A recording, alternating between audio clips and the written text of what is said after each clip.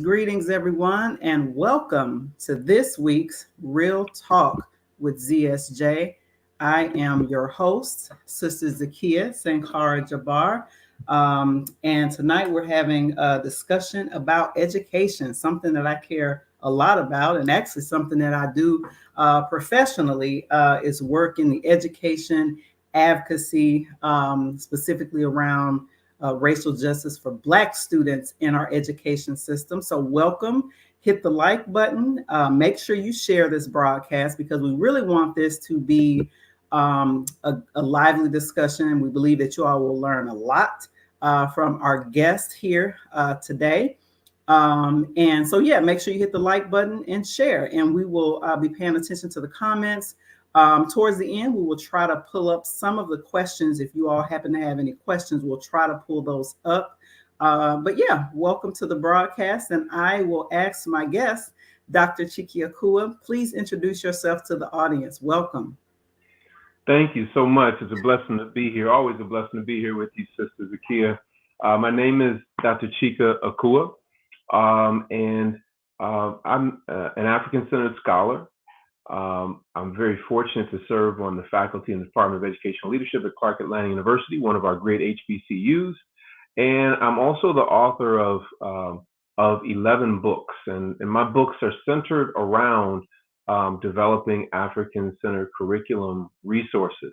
And so my books are used in a number of public, private, and charter schools, both nationally and internationally. And the reason for that is because I saw a clear void and a gap between Afrocentric or African-centered theory and classroom practice. And so I began, as a public school teacher, I began developing curriculum resources based on what was missing from the curriculum to fill in a lot of those gaps. And it kind of took on a life of its own. And now those books and online resources are circulating in all of these different spaces. So it's great to be here with you today. Yes, it's great to have you. Yes, yes, yes. If you're just joining, if you're watching us on YouTube or Twitter, make sure that you head on over, or Facebook and Twitter, make sure you head on over to YouTube and subscribe to our channel and make sure that you share this broadcast. You know, African-centered education is something that's been very important to me. I got into the education advocacy space just as a parent. My then 3-year-old son was being identified as a baby, 3 years old in preschool, was being identified as a problem child by his white female teacher. And so that experience really launched me into a journey. And I tell the story all the time, and you know this, scholar. The book that politicized me, that let me know that education was very political, extremely political, is Dr. Jawanza Kunjufu. His book, as you know, Countering the Conspiracy to Destroy Black Boys in Our Education System. That book politicized me. And I just went on, as they say, down the rabbit hole. I started reading everybody from him, you know, Gloria Ladson Billings. Of course, I met you later on. And it's just been a very, very interesting several years organizing in this space. And I have, you know, learned about the ebbs and flows a little bit and the backlash that ACE experienced. You know, there was some highs, I think, in the 80s and early 90s, and then it, you know, would drop off again. So for the audience, when we say African-centered education, what does that mean, Dr. Akua? Yeah, I think it's so important to define it. I can tell you what it doesn't mean, because when you say Afrocentric or African-centered, a lot of times you may have parents say, well, I want my child to be able to interact with all people. And that tells me right then and there that they don't know what Afrocentric or African-centered education is. Or they say, well, you know, we're not in Africa, so my child doesn't need African-centered education. So there are all these misconceptions. So let me be very clear about what African-centered education is.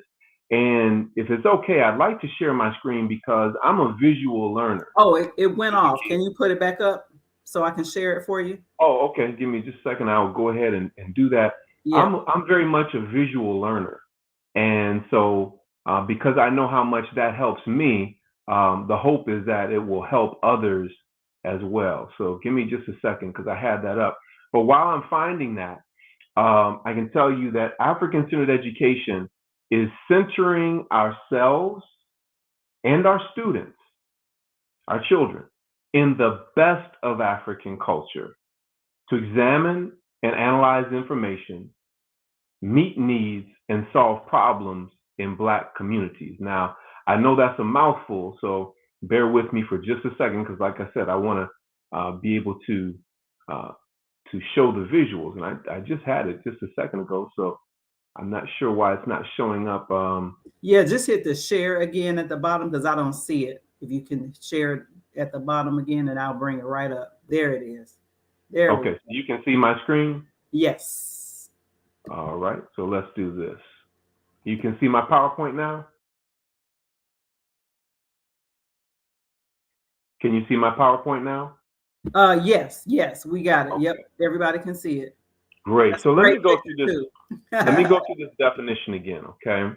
And by the way, that's a picture of me working with some seventh graders at an African-centered school in Detroit. And we had a wonderful time. And this is after the lesson was over. So not only do I want parents to equate African-centered education with learning about our history and culture, but also joy, that the students enjoy that and they're looking for that. But here's the definition. African-centered education is centering ourselves and our children or our students in the best of African culture to examine and analyze information, meet needs, and solve problems in African or Black communities. Now, what I want to do, that's a mouthful, so I want to go through each part of this definition so that we're very clear about what it means. When we say centering ourselves and our students in the best of African culture, can you see that in gold highlight? Yes. Yes. When we say centering ourselves and our students in the best of African culture, we're talking about doing that at a time when most of our children haven't been exposed to the best of our culture. They've been exposed to the worst of our culture. And as a result of that, instead of equating excellence, education, achievement with being Black, oftentimes they erroneously associate ignorance and violence and criminality with Blackness. And we know that a big part of that, a big part of the reason for that is because of miseducation and skillful media manipulation. So African-centered education then is centering ourselves and our students in the best of our culture. Yes. And we do that to examine and analyze information. In other words, that's the lens that we're looking through. We're looking through a lens of Black excellence. We're looking through a lens of Black agency or power, the power and the self-determination to determine our own destiny rather than just be victims or oppressed. So we're centering ourselves and our students in the best of our culture to examine and analyze information. And then we can't stop there. If we stop there, then we have a problem. Because Dr. Amos Wilson, and I know you're familiar with him, he says, if our study of Black history is just to make us feel good, then we just gonna die feeling good. So this is not an exercise in vanity to point out just all the great things that we did. We want to use it to examine and analyze information, but at the end of the day, we have to meet needs and solve problems in our communities. If we're not meeting needs and teaching our children how to meet needs and how to solve problems in our communities, then it can't really be said to be African-centered education. Does that make sense? That's exactly right. Yes. So tell me your thoughts about this definition, and then after you do, there are 15 characteristics of African-centered education that I can run through real quick, and you can tell me which of those kind of resonates with you. Yes. So this is probably the best description that I've ever seen of African-centered education, because most of the people that I have read about in terms of African-centered education. Oh yeah, the screen just dropped off again, just like last time. Can you see me? No, I turned it off, but can you see me? Oh, you did? Yeah, I can see you.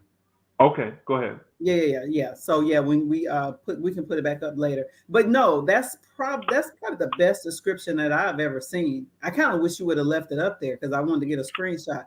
But no, Oh, that no problem. I can put it back up there in just a second, and we'll be glad to do so. And it's interesting that you say that because as a scholar, as I was going through the research literature, there were really, really long academic, definitions, yes, that's what I was about to literally, say. literally like a That's the paragraph and a best that I've page seen. long.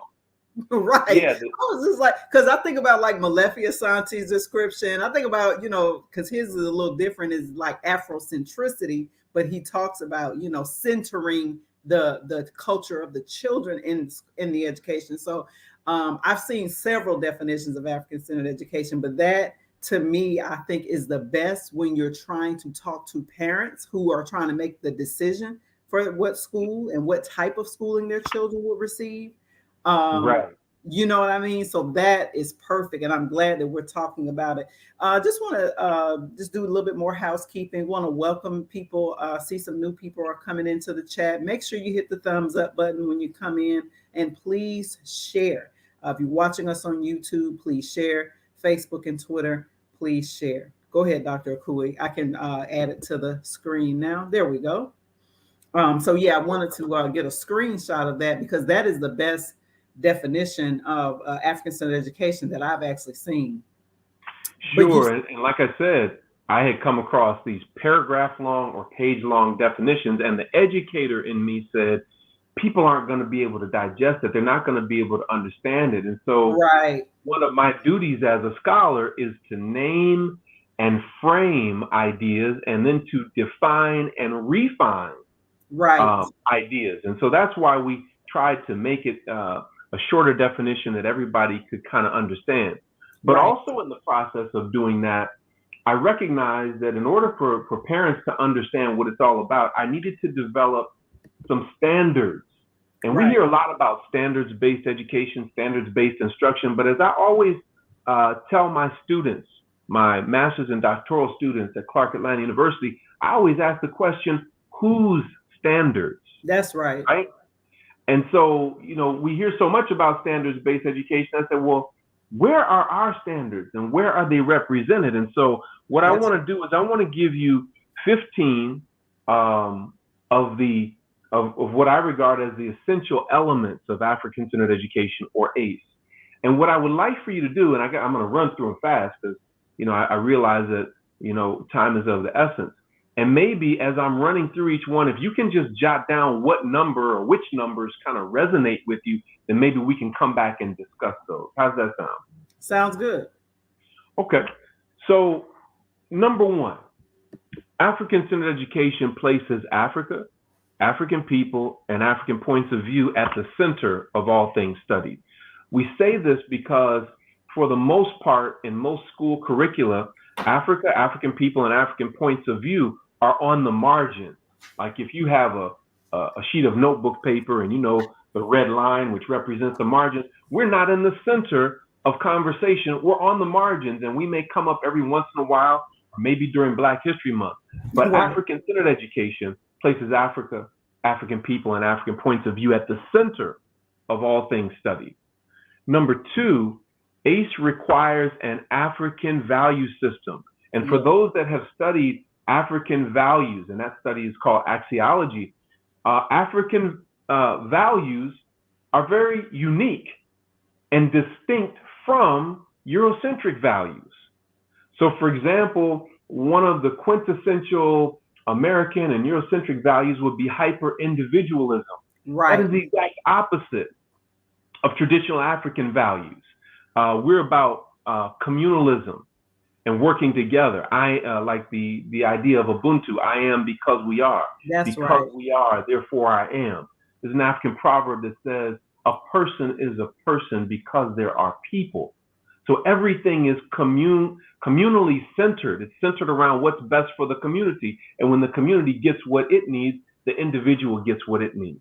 Right. So this idea of hyper-individualism is not a part of our value system. If we work together, we profit and prosper together. That's right. an example of an African value system. Number three, ACE helps students critically examine how the subject or object of study is related to the image and interest of Africa and African people. Much of what we look at in school curricula today is not in our image.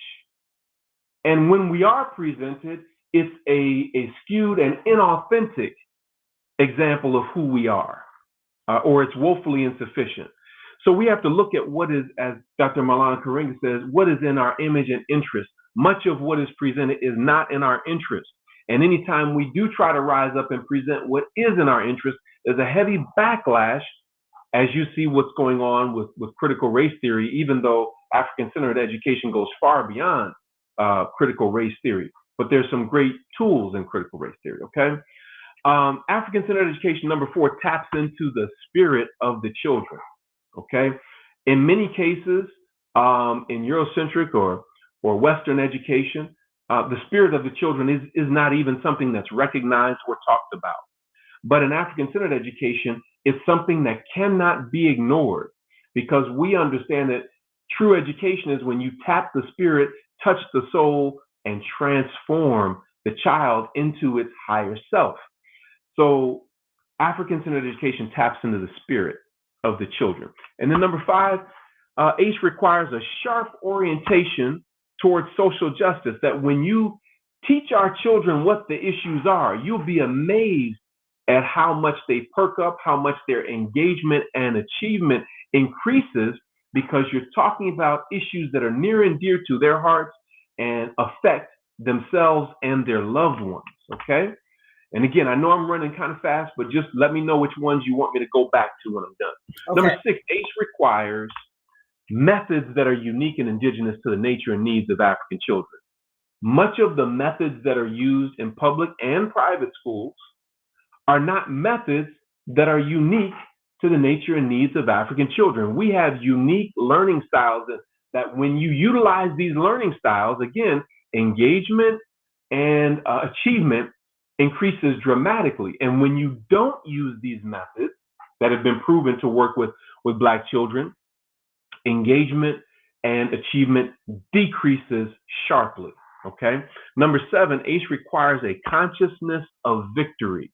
In other words, it doesn't dwell on oppression. It has an analysis of oppression, but doesn't dwell on oppression. You know, when you start learning the things that have been done to us as Black people, it can almost be depressing. But African-centered education requires a consciousness of victory, that we have a sense of agency, that we are self-determined, and that we are African people, and that we are winning, despite what you may see in the world of appearances, okay? Number 8, ACE asks this simple question of all things. Is it good for African people? Is it good for Black people? Or as Haki Madhubuti says, is it best for Black people? And that's a question that we have to ask of any situation that we're examining. Number 9, it requires an understanding of the Pan-African perspective. So I heard you mention, it was either earlier in this show or maybe I saw it in another show where you said you were Pan-African. I too am Pan-African, meaning I recognize that we as African people constitute one family that has been dispersed all around the planet, and that we have representation on all of the major continents, and that we recognize that each of those different groups of Africans have a unique perspective and a unique kinship to each of us. And that Pan-African perspective is very important. And then number 10, ACE promotes an understanding and appreciation for all cultures. I always teach my students, whether when I was teaching elementary, middle, high school, or now when I'm teaching graduate students, I want my students to have an understanding and appreciation of all cultures, but to be firmly rooted in their own. That's right. So African-centered education promotes understanding and appreciation for all cultures, all right? Last 5, I'm gonna run through them, and then you can tell me which of these you wanna highlight and kind of go into. Number 11, African-centered education requires the restoration of African history and identity. History and identity. And history and identity are wrapped up in memory. History is group memory. If as an individual, if I lose my memory, I lose my mind.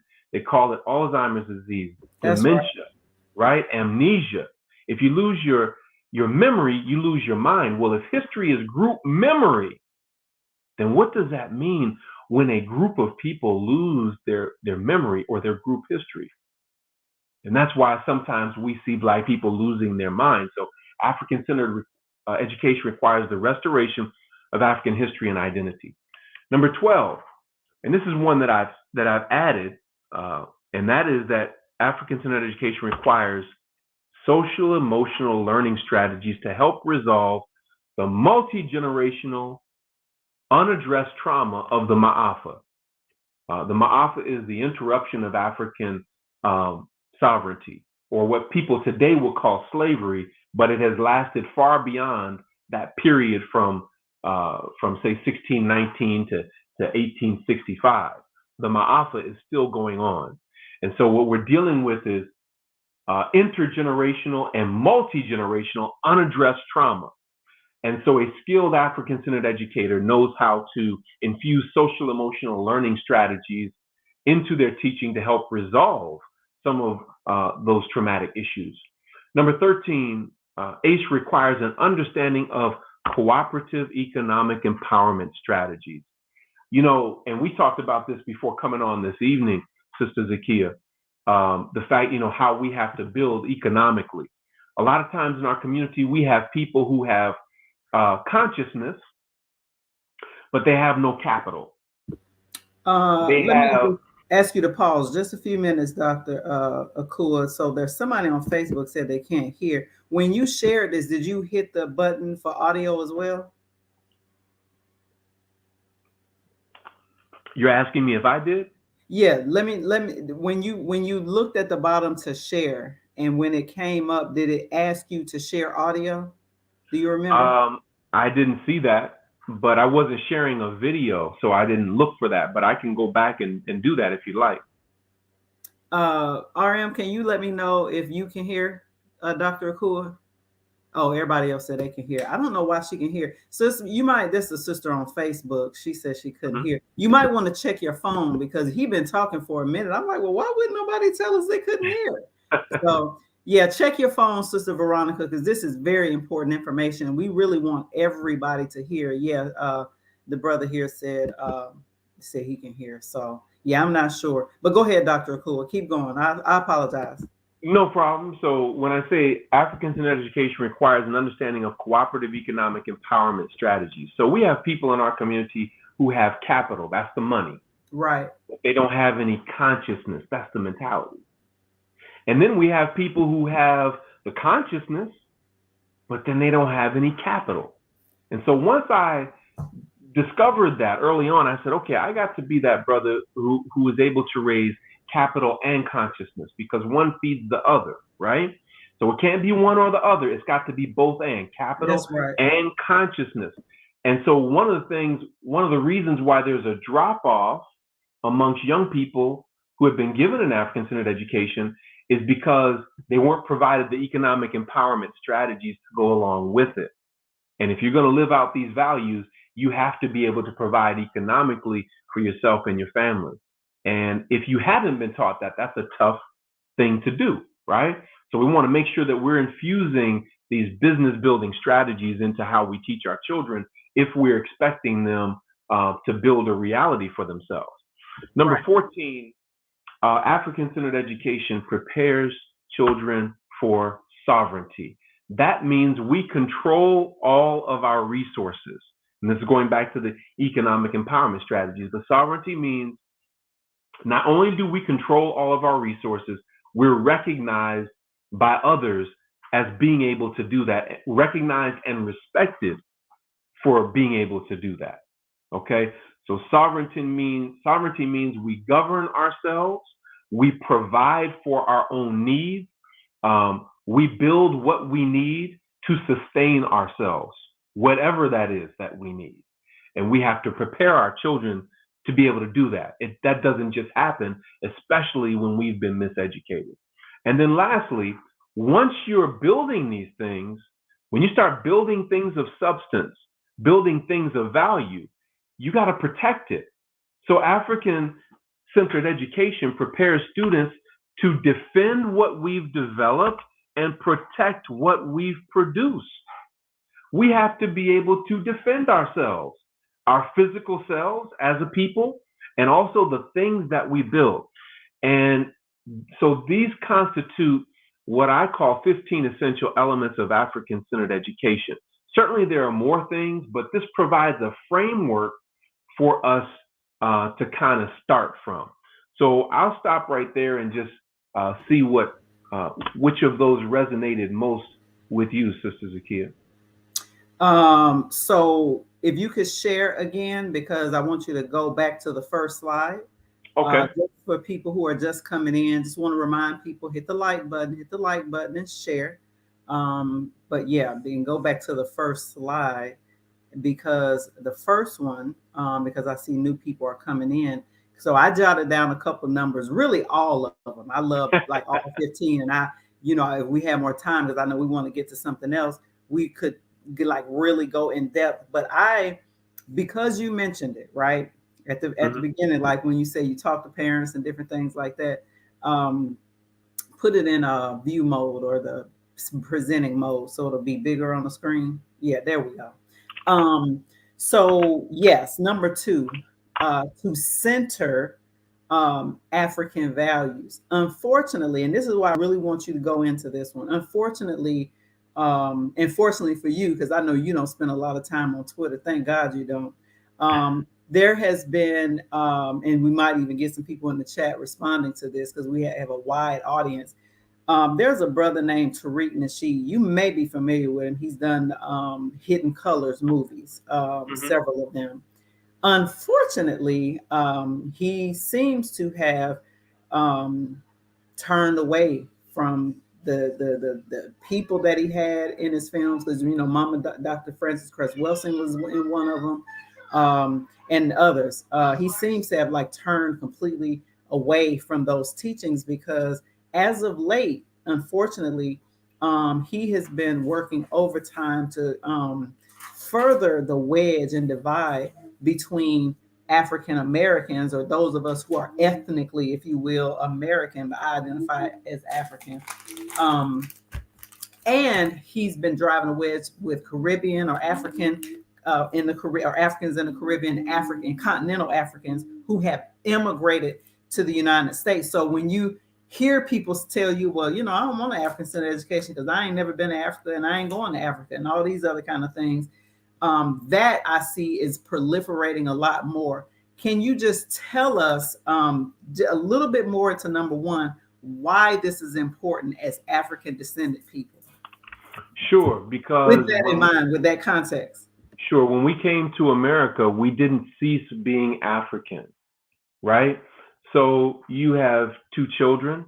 If your children left the country, would they no longer be your children? Yes or no?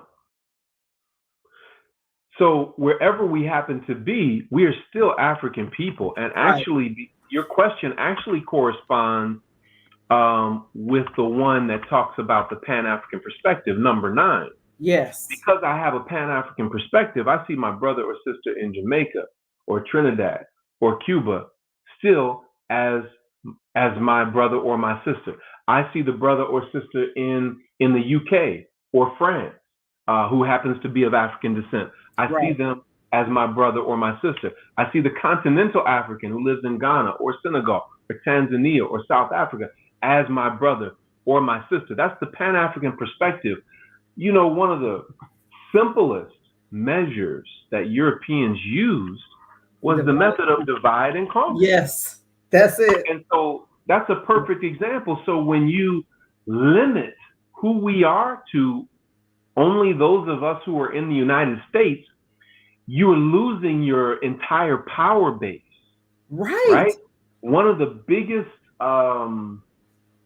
fears of those that have positioned themselves as enemies to our people, one of their biggest fears is that we will see ourselves as one people, that we will unite not only in America, but in the islands of the Caribbean, those of our sisters and brothers who are in Europe and Asia, and also continental Africans. When that happens, you have a worldwide revolution literally overnight.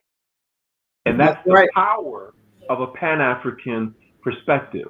That's So right. that's why I wouldn't limit myself to just who I am as an African American. Who I am as an African American is significant. African meaning our DNA and our cultural affiliation, America meaning our citizenship and geographical location. Right. But I refuse to give up my African for American, if Say that that makes sense. again. Marcus Garvey said that about Jamaica. But having said all that, I expect to have access to the best that America has to offer. But I'm not going to stop there because I have access to the world once I link up with my sisters and brothers. That's exactly right. I really appreciate that. And I appreciate you going into that more. The other one that I thought, that I wanted you, I picked several of them, but number three as well, in terms of why um, image and interest. I see a lot of Black people now, especially I would say those born in the 90s on up. And, um, they don't necessarily even see race, or they don't, I would say this, they don't have the same level of clarity, I would say, as number one, those of us who have studied warrior scholars like yourself, John Henry Clark, Amos Wilson, all of the greats, Francis Cresswell Wilson. But I see a lot of students, especially at college age, who actually see themselves as having more in common with the larger majority or the controlling forces in this country, and will conflate that as meaning that, oh, it's in my interest too as an African American. And that's one of the worst things that I see play out, is that these people unfortunately and wrongly see that they think that their interests are the same. And Dr. Amos Wilson talked about it all the time, especially as it relates to education. He said, if you're being educated in an American system without centering yourself, like African centered education, you're being educated into dumbness. You're being taught how to solve other people's problems, not your own. So if you could Right. just go into that one, that I would love that. Absolutely. Dr. Amos Wilson, he made it so clear. And he said in his book, Awakening the Natural Genius of Black Children, he said that largely this system of schooling is a stupidification process. And of course, the root word of stupidification is stupid. Not that we are stupid, but that we've been made stupid, Started to say right? that. Yeah. So we have to be very, very careful about that, because otherwise we will be schooled or educated away from ourselves. As Dr. Asa Hilliard says, many of the systems of schooling that we find ourselves in take us far away from ourselves. And that is absolutely by design. So when you talk about how, a lot of people in that generation are misconstruing where their interests lie. It reminds me of, that famous quote by Malcolm when he talked about how, the slave with the slave mentality says, are we sick, boss? We sick? Like, no, you may be sick, but not we. So Exactly. There it is. yeah, so we got to be very, very clear about whose interests are being served and whose images are being presented. And oftentimes, what we see is a caricature or an inauthentic image of who we are. But African centered education restores the proper image and interest. And number three that you pointed out goes hand in hand with number 11, which talks about the restoration of Yes. African history and Yes. identity. This issue of identity development is so clear that we have to be very, very intentional about making sure that we cultivate an authentic identity within our children. And I have some strategies for how to do that we may be able to talk about a little bit later. Okay. Yes. Others that resonated with you? Absolutely. All of this resonates with me. That's exactly why I'm doing this show. If I could have you on monthly, I would, because African Center, I feel like now more than, not necessarily, I guess, more than ever, but I think that we are at an inflection point in this country on a lot of different scales. And I think that African-centered education, which is why we see white people fight against it so much, why we see people who are in control of education fight against it so much, is because of what you just said. Their worst fear is Africans united across the globe. John Henry Clark reminded us, he was so funny. He said, we don't have any friends. And he said, and being over 1.8 billion strong worldwide, we really don't need any. I just loved him. I just love him because at that time that he made that quote, as we know, he's been an ancestor now for 20 years. He died in what? He died in 98. 98. So, you know what I mean? So imagine it's 1.8 billion people just on the African continent right now. And you know what I mean? So we really need to get clear about our interest and who we really are, and really honestly defending humanity as we know it. So I'm gonna wrap this up. I had a couple more, but I feel like that 13, 14, and 15, if you could just, all of these are important, but that economic piece, that sovereignty piece, and that defend and protect, listen, that's it. Yeah, so number 13 was near and dear to my heart because I was out here trying to do the work, but didn't have the economic backing. That's right. And what I realized was I didn't want to go to those that were causing the problem and expecting them to subsidize or fund a freedom struggle. So I said, I'm gonna have to find out, how do I raise the resources necessary to build my consulting company, to build my publishing company.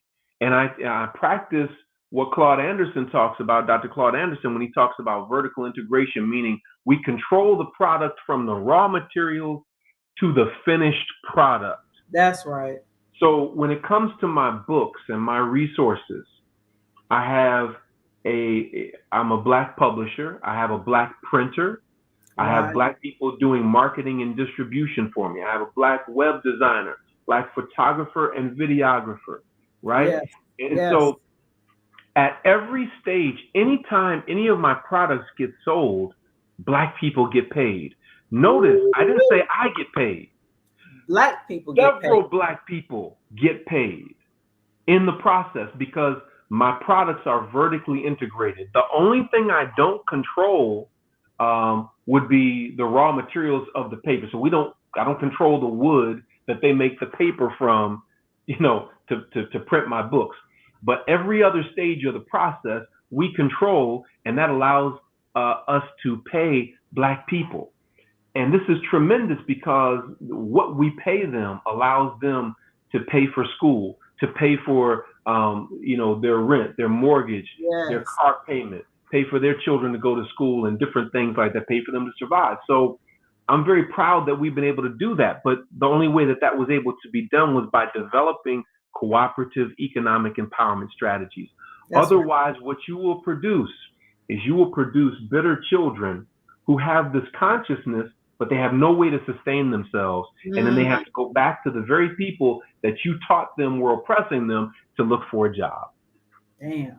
And once I realized that, about 8 to 10 years into my teaching, my public school teaching career, that's when I began to shift and start studying economics and marketing and business. And I had to become as passionate about marketing and business as I was about history, culture, and education. And that's when things began to really shift in my favor.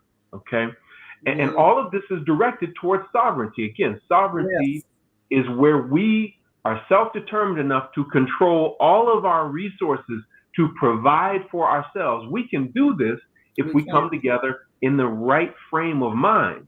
And not only can we do it for ourselves, once we stand up and do that for ourselves, we will be recognized by others who will say, hey, let's leave them alone and let them do what they're doing, right?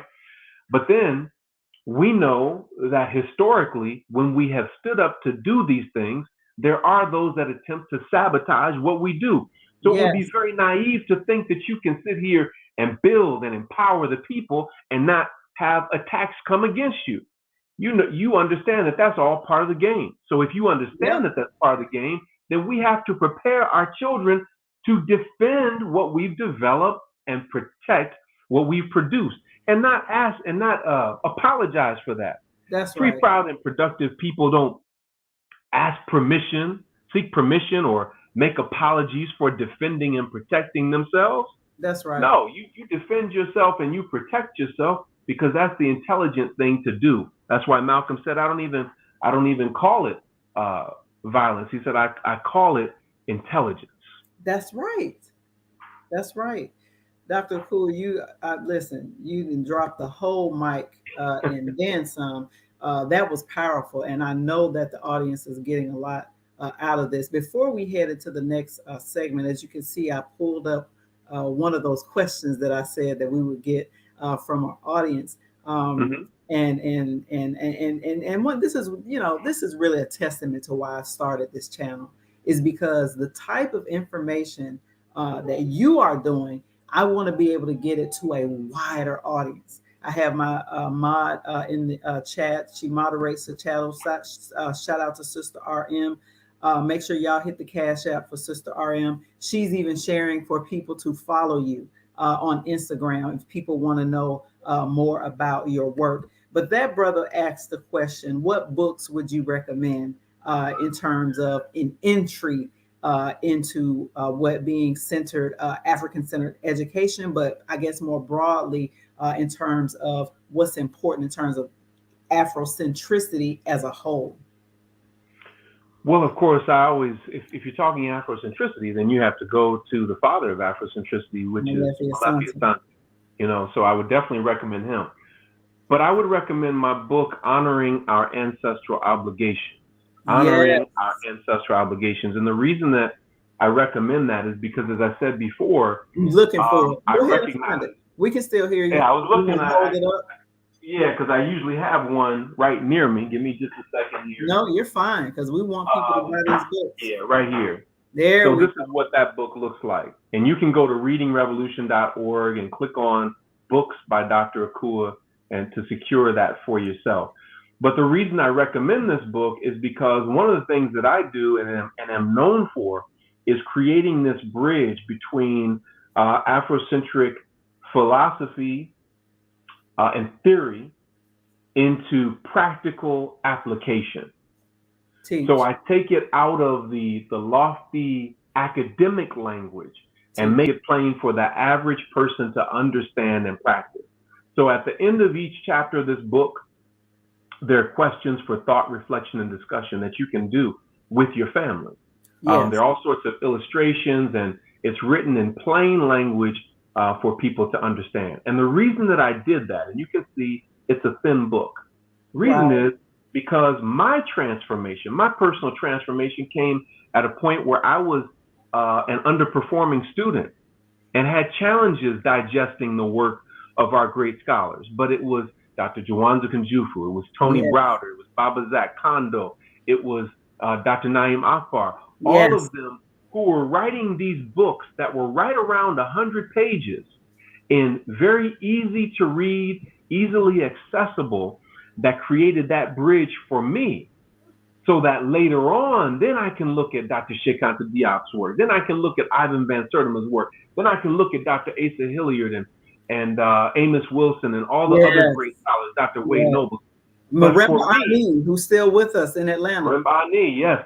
And so for me, it required me to simplify things and break things down. So anytime I write a book, I always find a children's book on the subject first for my own understanding. You gifted us books for our children, yes. Yeah, so I feel like if I can understand it at the level of a child, then I can explain it so that even a child can understand it. So that's why I recommend my book, Honoring Our Ancestral Obligations. But I have something else that I want to share with everybody, a program that we've developed that's accessible online that I know everybody will love as well. Because the question then becomes, hey, Dr. Kua, I'm right there with you. I agree, man, where do I start? And so we've spent considerable time developing books and things of that nature and lectures and things. But we wanted to create a resource that would be accessible online. And we started with this before COVID even hit. Yeah. But now it's at a whole nother level. So let me go back to my PowerPoint for just a moment, and Yes. I'll share with you what we have. So bear with me for just a Hey, second y'all, here. we want this video to do numbers, y'all. Make this video do numbers. This is critical information for us by us. We Let's do have it. Dr. Akua, who is a premier scholar, uh, uh, and just one of the best that we've ever produced as an African people. And I want to encourage people to make sure to please share this. If you are in groups with other parents, right? Because this is exactly what your children need access to. If you need help with advocating, that's what I do. So I will definitely pull this up so we can share, because this is extremely important. Make sure y'all share and hit the like button, y'all. This is critical information. Go Yes. ahead, Dr. Kua. Let's go. So years ago, Sister Zakia, I was, as a middle school language arts teacher, and then I became a reading specialist. And as a reading specialist, they sent the students in the school to me who had not passed the state test in reading. However, they didn't have a curriculum in place, which was great because I probably wouldn't have used it anyway, because it wouldn't have met the needs of my students. I Right. would have done what I always do, which is develop my own resources specific to the needs of my students. And that's exactly what I did. So every day I would type up a brief reading selection. And I know that this is too small for you to read, but I'm just showing the structure of it. I would type up a brief reading selection about an African or African American hero or shero, ancient or modern, and then 10 multiple choice questions. So the structure of it was meant to mimic the state reading test. But of course, the content was about us, right? And the intent was to increase reading comprehension, vocabulary development, writing, and critical thinking skills, and so forth, and cultural awareness, and lastly, test taking skills. Well, after developing about 30 of those, Spirit kind of whispered in my ear and said, "Hey, this is a book. You need to write some more of these and put it out as a book." So I called upon a good friend of mine, master teacher by the name of Tavares Stevens, and he helped me to write some more. And we developed the book Reading Revolution. Reading Revolution contains 90 of these reading selections, right? But then around 2018, we began digitizing this content to make it available in an online interactive platform. And that's what I want to share with you all today. Because what we've done is we've taken these ancient African and modern African American heroes and sheroes, and we've developed a captioned video for each of the 90 reading selections. So let me come out of my PowerPoint for just a moment, and I want to take you all to Reading Revolution. So bear with me for just a second, and I'm going to go back in and share my screen on the actual platform. So if you want to see some of this, you can go to readingrevolution.org. However, what I'm about to show you is behind the scenes. You won't see this unless I show it to you. Okay? So let me remove that. Okay, can you see my screen now, Sister Zakia?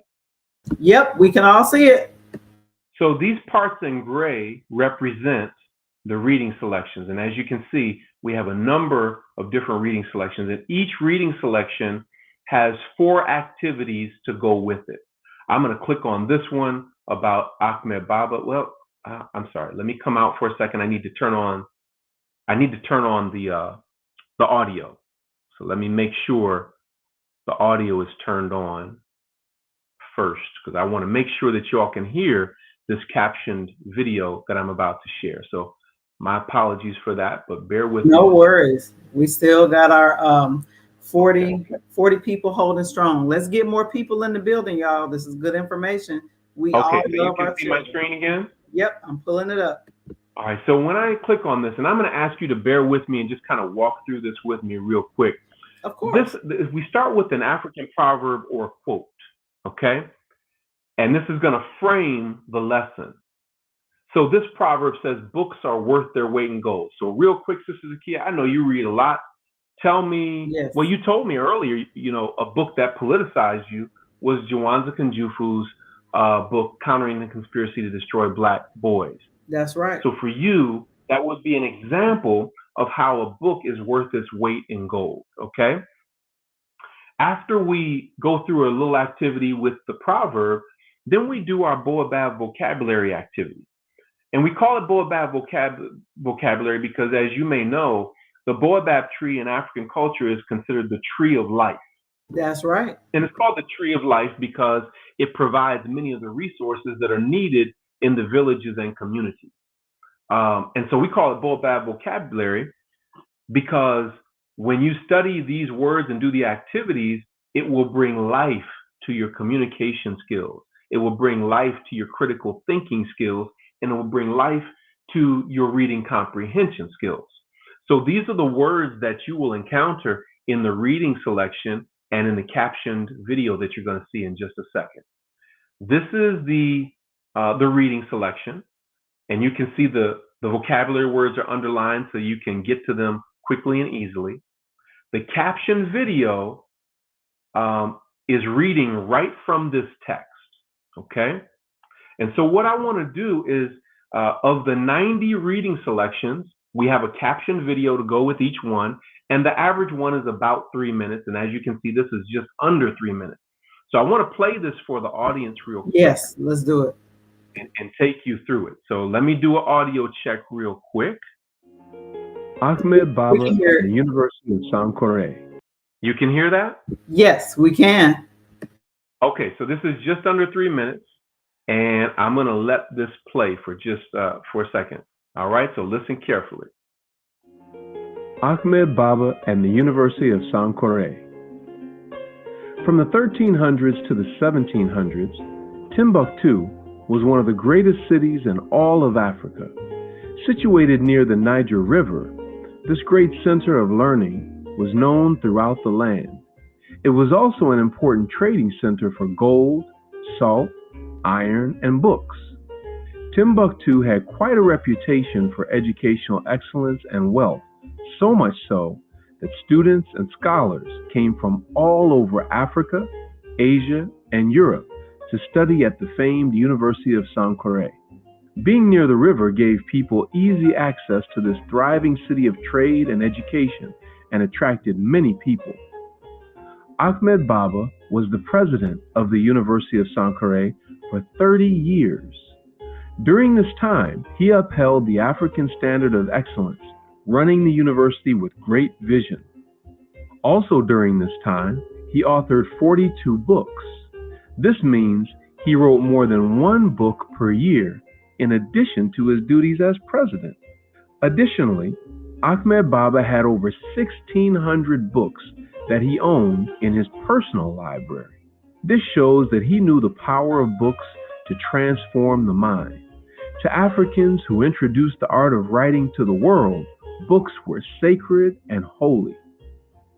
Books were valued so much that people paid for books using only gold. The book a person desired to purchase would be placed on one side of a scale, and gold dust would be sprinkled on the other side of the scale until the scales were balanced. Books in Timbuktu and in the empires of Mali and Songhai were literally worth their weight in gold. Because of this, the book industry was just as lucrative as the gold, salt, and iron industries. People who studied at Timbuktu learned law, medicine, and healing, writing and literature, astronomy, the study of the stars, and agriculture, the study of farming, and much more. They took their knowledge and understanding of what they learned back to other parts of Africa, Asia, and Europe. Some even came to America. History also shows us that virtually every home in Timbuktu had an extensive library of books and manuscripts.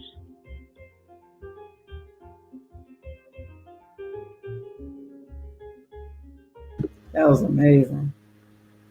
Okay, and so I forgot to put the captioning on until about halfway through, so I hope you all did see the captions, okay? But what happens after we finish the caption video, then we take the students down here to the Boabab vocabulary activity. And this is a click and drag activity. So as you can see, On the left-hand side, we have the word. On the right-hand side, we have the definition. And so the student then clicks and drags the definition to match the word. So for example, we know that astronomy is the study of the stars, right? We know, for example, that agriculture is the study of farming. So we click and drag that here. We know that the word sacred means holy. So after students go through this, then they would click at the bottom and the system would score that for them. We know lucrative means profitable and so forth. Okay. So just real quick, because this is amazing. I'm actually going to use this with my daughter. I love my network. But what I wanted to damn, that was amazing. Well, I wanted to ask is, can you repeat the website again for people, the audience, and my moderator, she'll put that in the chat for people. The link. Yes. What's the website? It's readingrevolution.org. And I usually capitalize the R in reading and the R in revolution just to make it easier for people to see when they see it. But yeah, www.readingrevolution.org. And if you go there and put your email address in, you can have access to a free demo similar to what I'm sharing with you here. Wow. Okay? Right. So after we finish the BOABAB vocabulary activity, then we have our comprehension quest. Okay. And the comprehension quest, and I'm gonna reset that so that we can do that again. Whoops, let me go back. Give me just a second. How much is the paid subscription as you go back? The paid subscription is normally $4.97, but we're running a special now that I can get to your viewers to take it down to only $2.97. Okay. That's per year or per month?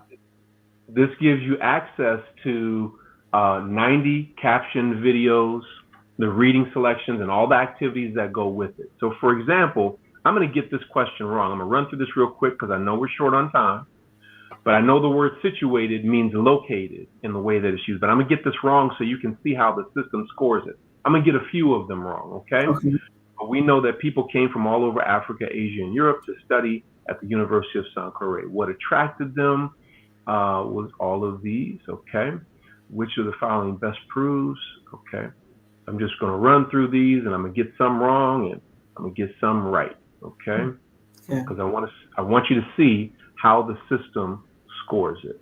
We know that sacred means holy, whatever. So I'm just get that wrong, and okay, and I'll say that. So now when we submit the test, okay, so you see I got a 70%, but now the parent, the teacher, and or the student can see which ones they got wrong and what the correct answer is, right? They can always refer back to the printed text or the captioned video so that they'll know why they got something wrong, okay? So we have the comprehension quest assessment, which is what we just completed. And then after that, we have a grammar review. The grammar review is where we take content from the reading selection and we have students to rewrite each sentence, adding capitalization, punctuation, and changing verb tense where necessary. Now, we don't have time to do all that, so I'm just going to submit this with this. I'm going to get a 0, but I just want you to see how the system scores it, right? Yes. Okay. And then the last thing, so we've had our vocabulary activity, our comprehension quest activity, and we've had our grammar review. So if we're going to have a reading revolution, our reading revolution would be incomplete if we didn't also have a writing revolution. So we have a writing prompt for each of these captioned videos. This one says, Ahmed Baba wrote 42 books. If you were going to write a book, what would it be about? Would it be fiction or nonfiction? Who would the book be for? What age range or audience? Describe and explain. So the student, based on what the teacher requires, could write a paragraph or an entire essay. Depends on what the teacher prescribes. Now, the system does not score the essay. The teacher or the parent would have to do that, okay?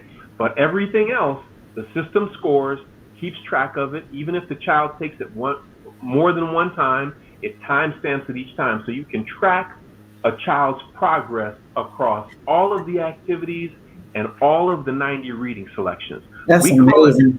We call it Reading Revolution because by the time you and your child go through this, it will revolutionize your thinking as the parent, and it Right. will revolutionize their thinking as the student.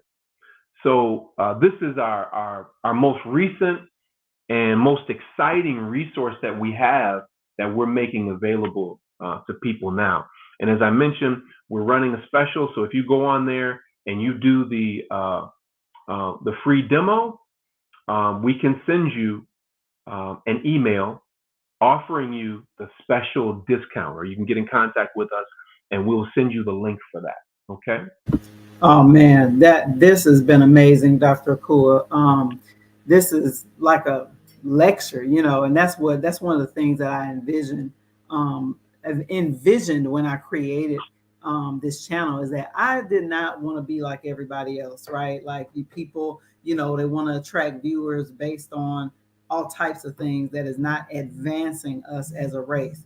And so this channel is dedicated to advancing, using the enemy's tools to advance our people, because they can take the information that they receive and literally put it into action. So, for example, people didn't just watch this video and didn't get a lot out of it.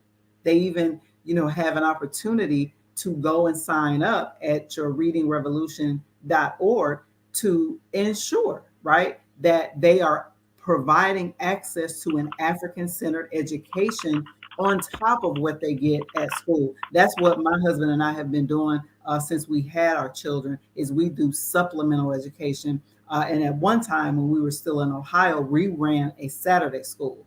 So that's how important African-centered education. People have to make the connections that you did earlier with your 15 attributes of ACE, and we see that literally everything is in there. So yes, the readingrevolution.org, and I'm going to just share that again in the chat.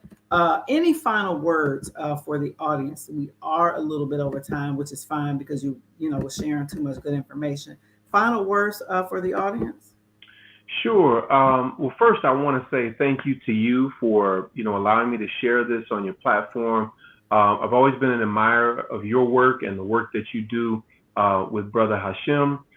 So big ups to both of you all. And what I really appreciate is not only your consciousness, but your consistency to do the work that you do.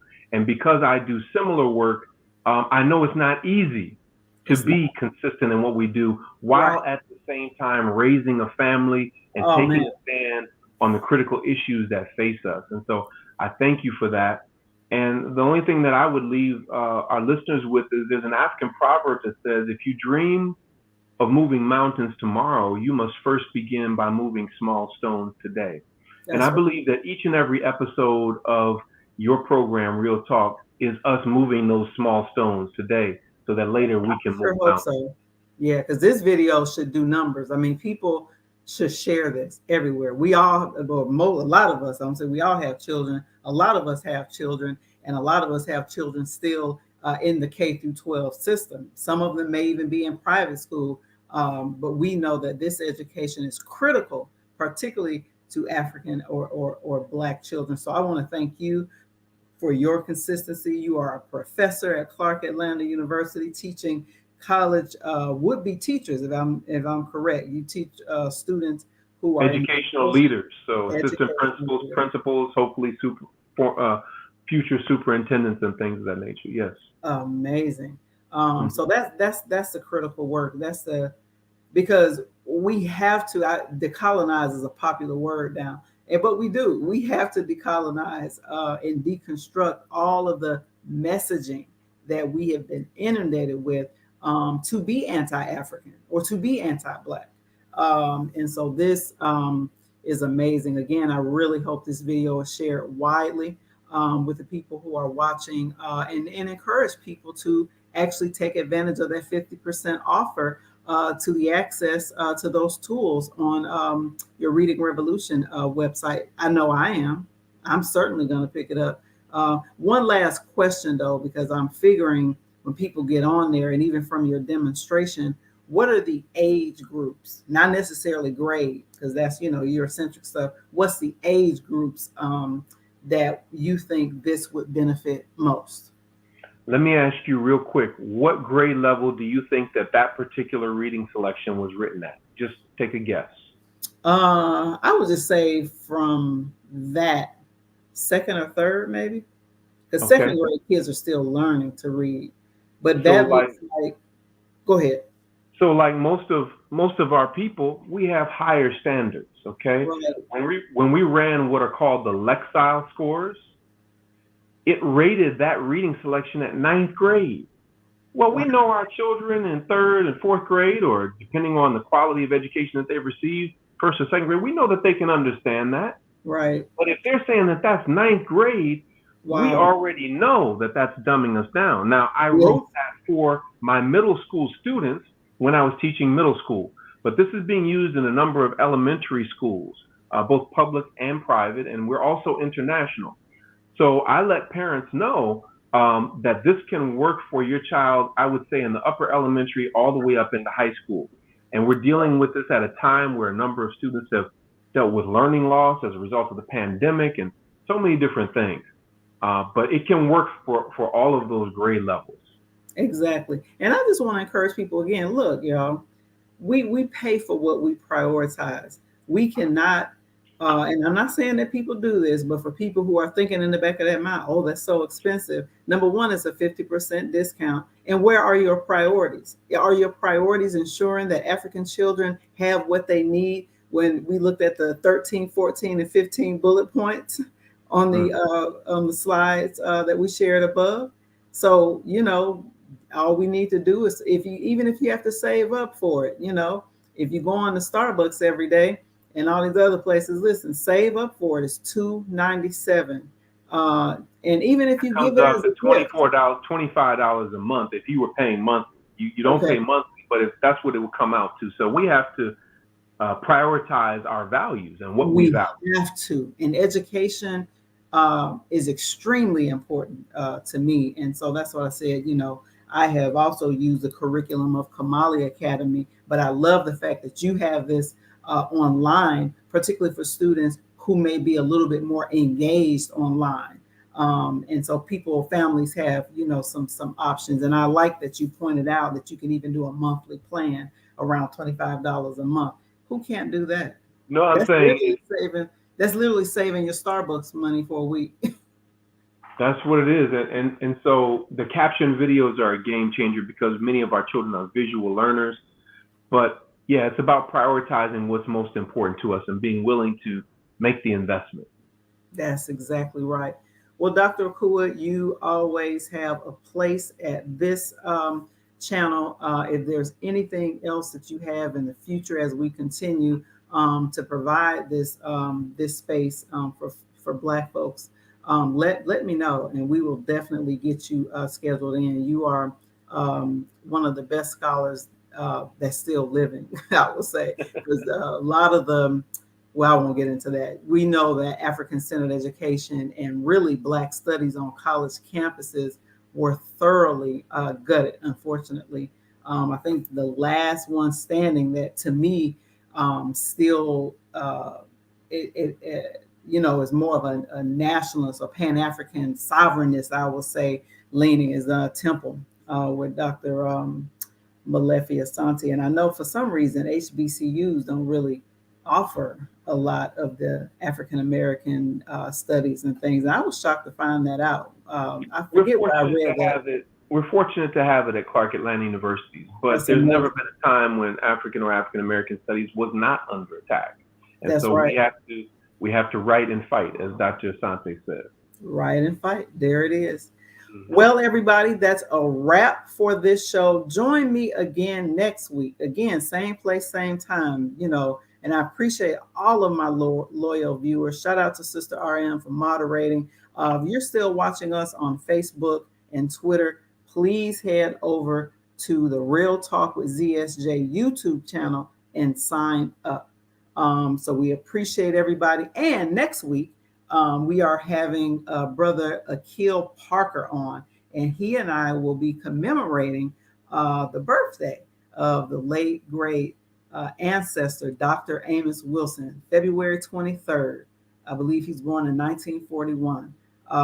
And he is now an ancestor. But his, I would say his work has had the most impact on my political development personally.